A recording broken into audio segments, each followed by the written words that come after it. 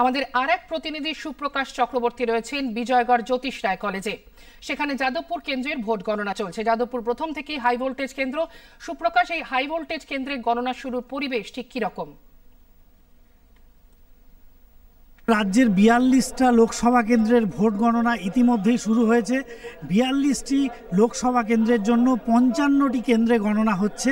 আমরা এসে গেছি যাদবপুর লোকসভা কেন্দ্রে।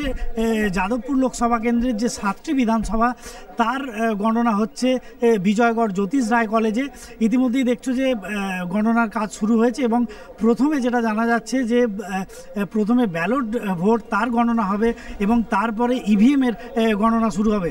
ইতিমধ্যেই গণনা কেন্দ্রে যেসব প্রার্থীরা আমরা একটু আগেই দেখেছি, বিজেপির প্রার্থী অনির্বাণ গাঙ্গুলি তিনি গণনা কেন্দ্রে প্রবেশ করেছেন এবং অন্যান্য যে প্রার্থী তারাও আসছেন এবং ভোট গণনার সঙ্গে যুক্ত যে কর্মীরা তারা অনেক আগেই গণনা কেন্দ্রে পৌঁছে যান এবং গণনা কেন্দ্রের একটা কড়া এবং আঁটোসাঁটো নিরাপত্তা বলা যেতে পারে। গণনা কেন্দ্রের চারপাশে যত গলি রয়েছে সেখানে বাঁশের ব্যারিকেড দিয়ে ঘিরে দেওয়া হয়েছে এবং বাইরে সাদা পোশাকের পুলিশ ছাড়াও এমনি পুলিশ রয়েছে, ভেতরে এক কোম্পানি করে কেন্দ্রীয় বাহিনী রয়েছে।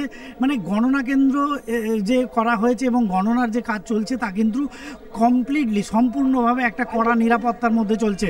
তো তোমরা জানো যে যাদবপুর লোকসভা কেন্দ্রে গতবারে মিমি চক্রবর্তী, যিনি প্রায় ৩ লক্ষের কাছাকাছি ভোটে জিতেছিলেন তৃণমূল কংগ্রেসের হয়ে, এবারে কিন্তু সেখানে তৃণমূল কংগ্রেসের প্রার্থী সায়নী ঘোষ এবং বিজেপির প্রার্থী রয়েছেন অনির্বাণ গাঙ্গুলি এবং সিপিআইএমের সৃজন ভট্টাচার্য। এবং ভোটের আগে আমরা দেখেছি যে 3 প্রার্থীর মধ্যেই একটা হাড্ডাহাড্ডি লড়াই হয়েছে। এখন আমাদের অপেক্ষা যে কোন দল জয়লাভ করে এবং যাদবপুর লোকসভা কেন্দ্রের সাংসদ কে হন।